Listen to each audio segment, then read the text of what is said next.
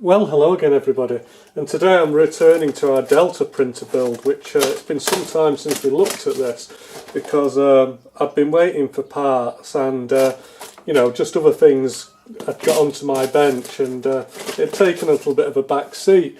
But actually a few people had contacted me and asked me in the comments what's happening to the Delta printer build. Have you given up? Have you forgotten about it? And as I say, I haven't. I've just been busy doing other things. So we've got an unboxing today, and we've actually got probably one of the major parts, which I suppose isn't that exciting, but in itself, but they are quite major parts of my build. Oh, look at them things of beauty. So I've got 3 of these plates, and they were cut out of a big aluminium sheet using water jet cutting. And the reason that I went for water jet cutting is because, well, a few reasons. One, because the thickness of this sheet is 10mm, and you know, not every technique is suitable for cutting 10mm. But the other reason is because water jet cutting is relatively accurate. And it needs to be quite accurate if my printer is to work properly. Now, I've never actually had something that's been water jet cut before, and these plates were made to my design. I drew this up using Fusion 360. Now, I always thought you would get these burrs from a traditional machining process, but obviously you also do get a burr from water jet cutting, so I'm feeling the top side here. And I'm guessing this is the top because there really isn't a burr on it. It feels a bit sharp, but that's it. But if I feel around the bottom of the hole here, I can definitely feel an overhanging burr. So I'm guessing that this was the top surface, and the water jet pierced through there, and it's just knocked some material. It's bent it over onto the other side, and that's what I'm feeling, the burr. I think what I'd like to do is check the roundness of these holes. Some of these holes, like this one here, that's just clearance holes for the screw. But some of these other holes here, actually, is it those holes? Yeah, I think it is those holes. They're actually quite critical. But I think we'll measure this one here because it's going to be easier to measure because of its size. But to me, they look a little bit oval. But I might be imagining that. I don't know. What do you think? Do they look a little bit oval? So I guess the thing to do is use some of our wonderful measuring equipment and just try and check some of these holes, see what they're like.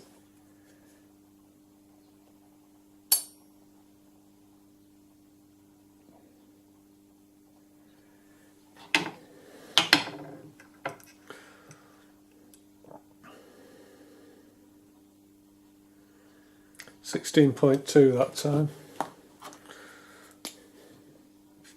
16.2. So these holes are actually a bit bigger than I wanted. I wanted a bang on 16mm.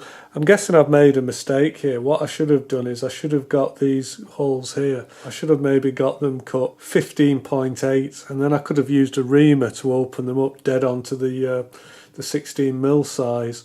But because I've actually gone for 16mm, I actually think I've got a hole here which is slightly above. I guess that the thickness of the water jet cut is maybe a little bit variable, or there's a tolerance on that one that, you know, I don't fully understand. So in theory, our 15.998 diameter rod should fit into our 16.2mm hole. So yeah, let's try that. No sniggering.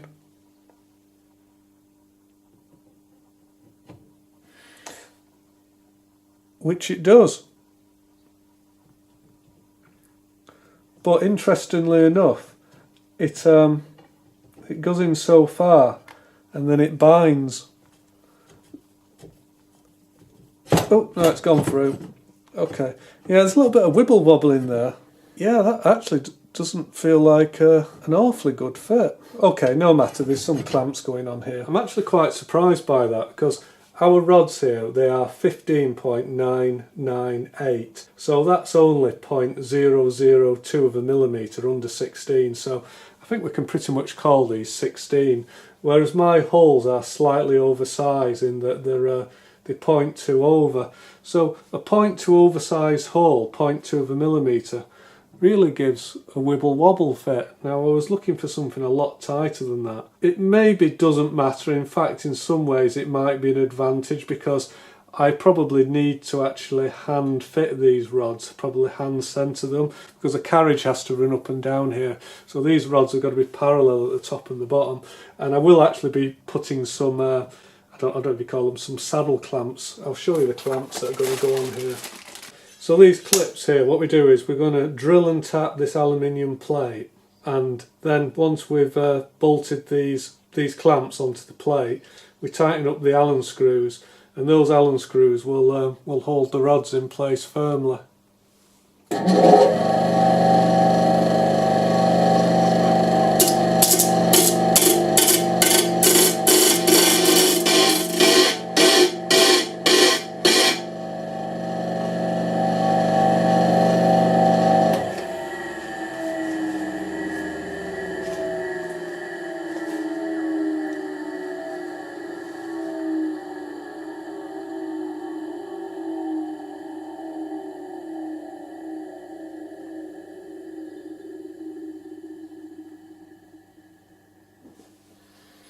Okay, so I've just selected one of the other plates, kind of at random, and I've just noticed that these rods that I've got, these won't go through. They would go through the one that I've got underneath here, the bottom plate, but they won't go through these middle ones. So there obviously is a little bit of difference between one hole and another. Let me just try some of the others.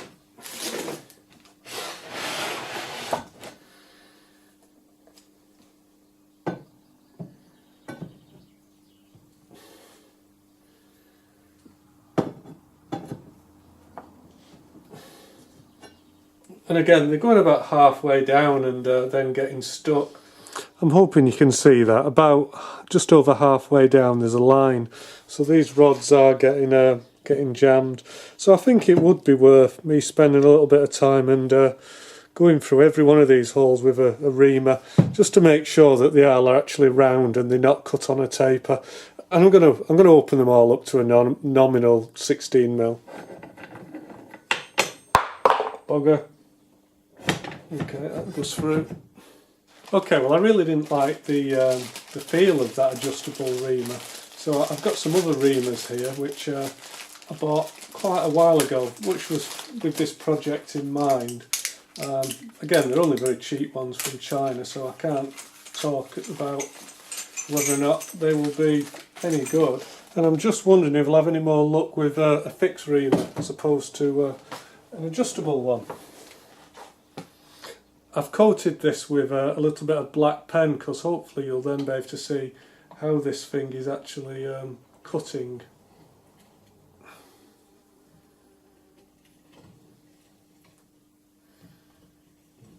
But if you look inside that hole there, hopefully you can see that that's the bore that I marked with black pen, and it looks as though that hole is really roughly cut.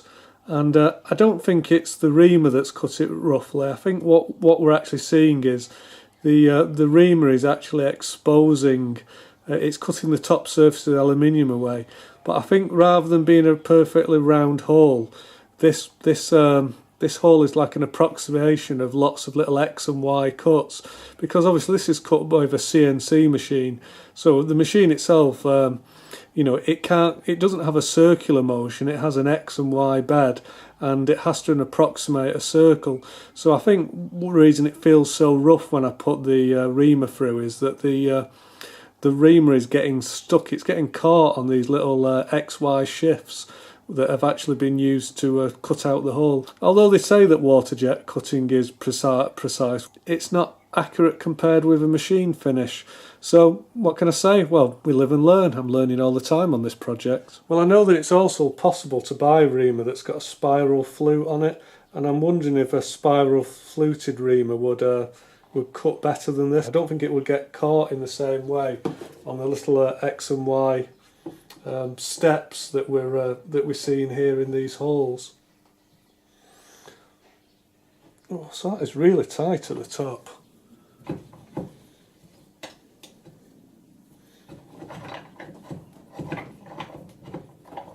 I'm sorry, we haven't really got a huge amount done today, have we?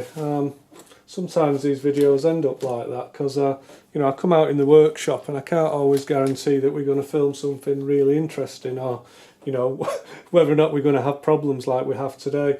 But I do like to post everything up so that you can well, you can see the problems that I've got and how I try and fix them, and obviously it gives you the opportunity to criticise everything I'm doing, which is part of the fun for, I think, YouTube videos, isn't it?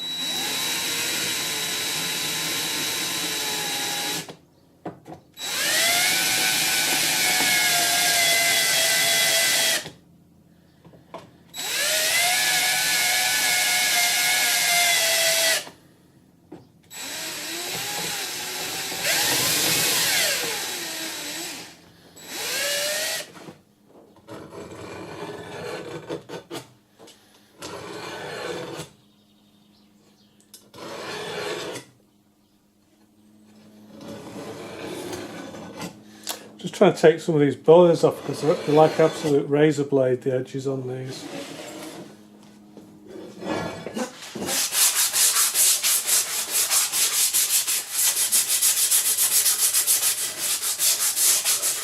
I'm not too worried about getting scratches in them at the moment, because when I've finished I'm going to go all over this with Scotch-Brite and, you know, roughing it up to give it a matte finish. So when all this is finished and ready for final assembling, what I'll do is I'll Scotch-Brite it. So basically got some of this, it's kind of like dish mop, but you know what you use for washing the pots with, that abrasive kind of matting. And basically all you got to do is rub it with a little bit of oil. And it takes the shine off, and well, it gives it a matte finish, which is a bit more forgiving for marks and stuff like that. Now, I'm not sure how well it'll come up on the camera, but that's now got like a matte finish on it. I only give that a very quick rub. You'd actually obviously take a bit more time cleaning this up. So what I'm going to do is I'm going to go away and I'm going to deburr and just open up all these holes, get them to roughly the nominal diameters for what they should be, and then I think when I bring you back all that'll be done, and I will have ordered, you know, some of the other parts we need to start to get this assembled.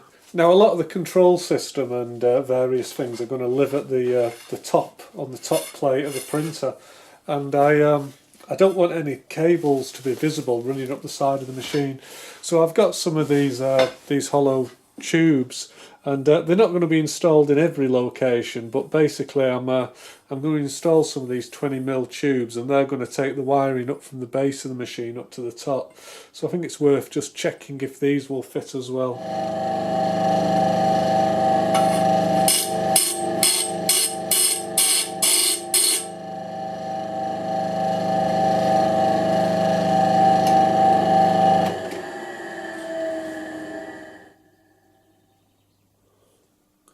And it looks like these don't fit either.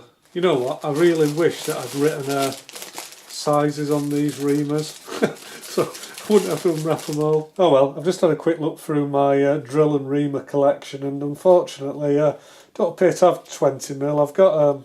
I've got 19 and I've got 21, but no 20. Gonna have to buy one. Well, I just thought it might be worth us having a quick look at some of the other parts that I've ordered and have come in for the 3D printer. And none of these are in any particular order. I'm not even sure what I've bought because I got a lot of this stuff a long time ago. So, oh right, okay. So what these are inductive proximity switches. And what these are going to be used for is they're going to be used for detecting when the carriage is on the at the top position. So I guess they are the zeroing limit switches. So there's basically 3 arms on the Delta printer, or 3 screws, and each of the screws will have its own end stop. Now in theory they should all be lined up exactly together, but you need each screw needs its own homing position, and that's what we're going to use these for. And I've just bought these. These have come via Amazon from China, I think. And normally at work I would probably use something like, I don't know, Telemecanique or IFM or something like that, because they're very good and that's what you require for industrial applications. But I bought these basically because they were almost £2 too cheap not to try. And the way that these work, these are inductive proximity switches, so they detect metal objects. Ideally they detect a ferrous metal object. They'll certainly detect you know, iron better than they will detect, you know, aluminium and brass. They do quite often still work on things like aluminium and brass and non-ferrous metals, but they do work better on ferrous metals, anything that's got, you know, like a ferrite contact. I think what you've got in here is you've got basically a resonant circuit. I think it's a coil with I'm guessing quite a tight Q factor, and what happens is when you bring a piece of ferrite material next to it, I think the way it works is I think it detunes the coil, which actually causes you know, a drop in output. And at the back of the switch here we've got a little LED. I was just wondering if there was a part number I could give you. Okay, LJ12A3-4-Z-BY. If I get a chance, a lot of this equipment I'll put a link to where I bought it from or similar on the show notes. So here we've got the, well, I just call this the old spunk trumpet, or the hot end. This is where all the hot snot shoots out of. So this is the hot end, and as you can see, there's the nozzle. That's where the molten plastic is going to be extruded from. And it's actually heated up by, I don't know what you'd call that, but there's this, can you see this round cylinder? Well, that's basically a heating element. It's like a slug heating element, and that's clamped. It's just clamped by this screw here, and it's just clamped into this block of aluminium. Now this whole block of aluminium is going to get very hot, and as the actual filament that we're going to melt comes in through the back here, and it's fed in via a tube. So a tube puts into the back there, and the nylon filament will come down the tube. It will go into this chamber here, and as it approaches this hot end, let's call it the hot end, it will melt. It'll melt by this heater, and it will come out of this nozzle here as a fine stream of molten hot plastic. So this heater's got a couple of, these are the red wires that we can see. Now for the 3D printers to work properly, the temperature of the molten plastic that it extrudes is really quite critical. So you need to monitor that and control the temperature. So we've got a couple of white wires here. So again, it's probably not very visible, but inside here there's a little hole drilled, and there's a thermistor module inside there. So this goes back to the control board of the 3D printer, where you've got a little micro and I guess an analog to digital converter. So that's constantly monitoring the temperature of the hot end, and it's doing a pulse width modulation on this heating element, because we've also got this little fan here which is it's trying to cool this down. So I'm guessing the purpose of that is just to stop the molten plastic creeping back up here and maybe jamming it up. Okay, so the hot end comes with a little pack of nozzles, which are going to be handy because they do block up and wear out from time to time. And we've also got these like hollow threaded barrels, and I think that the purpose of these is to guide the filament up to the nozzle. And these are manufactured from quite a hard stainless steel, and although you wouldn't have thought it, I'm guessing the molten plastic is quite abrasive. And it can wear out the inside of the hot end. So I think these barrels are kind of just sleeves. They're sacrificial. So as the plastic runs through the centre of here, it goes into this liner, and well, I guess it does two things. This is the part that I think probably gets hot. In fact, it looks like that screws onto there. Will that come out? Yeah, I think it's undoing. Alright, so that's what that is. Does that come out? Okay, that's screwed into there. And I'm guessing the purpose of this is it takes the filament and it guides it into the heater block where it then melts. Not exactly sure, but I believe that they do wear out again from time to time, and that's why you get a few provided, because you do occasionally have to replace them. And I think sometimes they block up and you also have to replace them if they get blocked with something. So it also came with this piece of plastic pipe, and this piece of plastic pipe is what you call it, is it a Borden tube? It works in the same way, you know, on your push bike you've got a brake cable. Well, you don't have a metal cable running down here. What actually runs down this tube is the actual filament that we're going to melt and extrude. So the plastic filament gets forced down this tube, and it's not molten at that point. It is just like a thin cable, if you like a thin cable of plastic. It'll get pushed through the tube by an electric motor. It gets pushed through, gets heated, and then it gets squirted out at the end. You know, I bought this ages ago. I've got no idea what's in this box. Get in.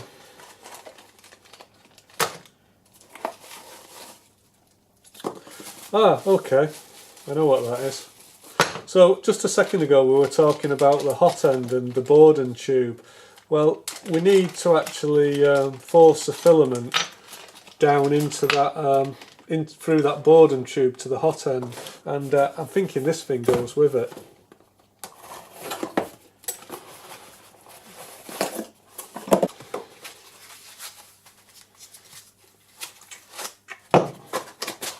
Oh, a little stepper motor. That's definitely a thing of beauty, isn't it? Right, I don't exactly know how this goes together, so I guess we're just going to have to guess, maybe.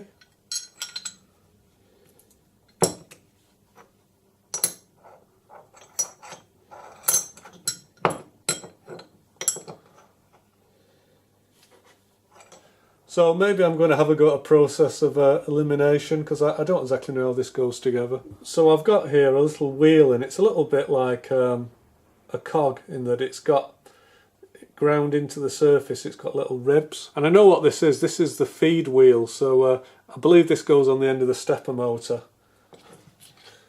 Okay, so I know that goes on there somehow, that makes sense to me. Okay, what would the next part be? Well, we've got a little dinky pulley wheel here, and it's got a little roller bearing in it, and I think that roller bearing and pulley wheel will fit inside here, and I'm guessing I need a suitably length screw. Would that be a screw of a suitable length to clamp it? Maybe. Let's try that in there. If it work or it won't.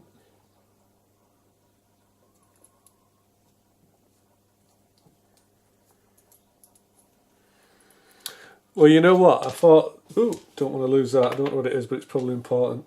You know what? I thought I could just blag my way through this, but I don't think I can. I've got no idea how this goes.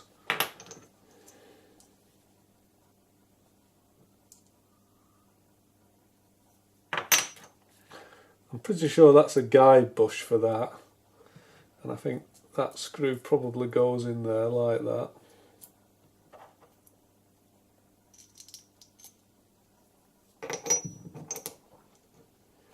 All right, okay.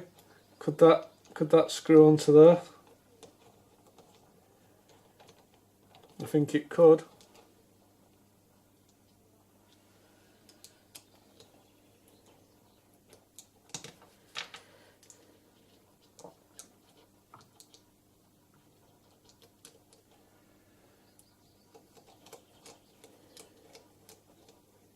Can anyone tell what it is yet?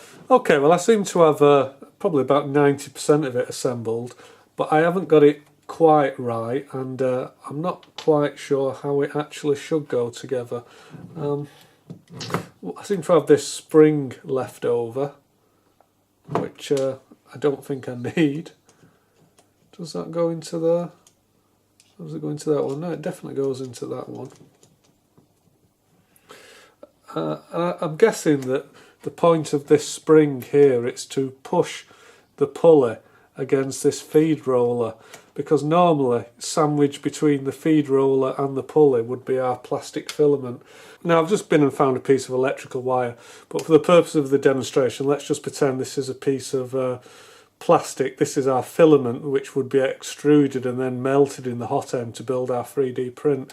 Well, I'm not exactly sure how this goes to work, but I think it's something like this. So the plastic will be rolled up on a big reel somewhere like that, and then from the reel it will go into this device here, and the plastic will get trapped between the V of the pulley wheel there and this feed roller, and the feed roller is attached to the stepper motor.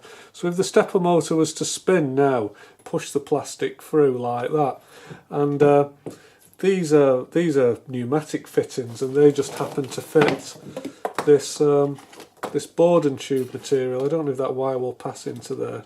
No, it's a bit big, but if you can imagine, this is pushed into there and clamped like that. As this stepper motor turns, what will happen is it will draw the plastic filament in, and it will push it through into this Borden tube, and eventually it will run around the inside of the tube, and eventually it will come out of the hot end here via the nozzle. So that's what this is. It's do you call that an extruder? I'm not sure. Yeah, I'm thinking somehow I haven't quite got this correct, because I would have thought that there must be some way of adjusting this spring or adjusting the pressure it puts down, but I don't know, maybe that is. If you know how to assemble one of these things, why don't you leave it in the comments? I'm sure if I go online and Google it, I'll find hundreds of examples of these. These are one of those parts that when you look at building 3D printers and you do a search on eBay, they appear to be being made by, you know, about 500, or being supplied by about 500 different people in China. I don't know if they all come out of the same factory, but there's lots of people making these. And because this feed roller here is run by the stepper motor, we're actually going to be able to control the feed of the filament down the Borden tubes and into the nozzle very accurately. So obviously you can do things like you can control the speed very accurately of this shaft.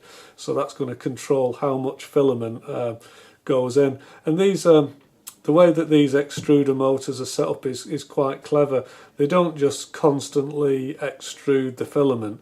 They do things like when your printer doesn't want to extrude plastic, they actually reverse and they pull the filament back slightly, and you know, that takes the pressure off the nozzle and stops it extruding. So this little feed roller will be constantly going backwards and forwards. It'll be going mainly forwards because it's going to be pushing filament down this Borden tube and into the hot end where it's going to get extruded. But in the areas where you don't want the filament to be extruded, what it'll do, this motor will reverse and it will very slightly just pull the filament back, which will take the pressure. It'll take the feed pressure off the filament where it gets melted in the hot end, and it will stop it being extruded. So when you actually watch these in operation, these motors are kind of constantly going forward and backing off, then forward and back. And yeah, quite impressive to watch. I don't know if we've got that assembled exactly correctly. Maybe you know the correct way to do it, and maybe I'll have a look on YouTube when I finish making this video and figure out how to put it together properly. But I'm sure it's something not totally unlike that. But I think until next time, that'll do. Thanks very much for watching, and I hope to see you again very soon. Bye bye for now.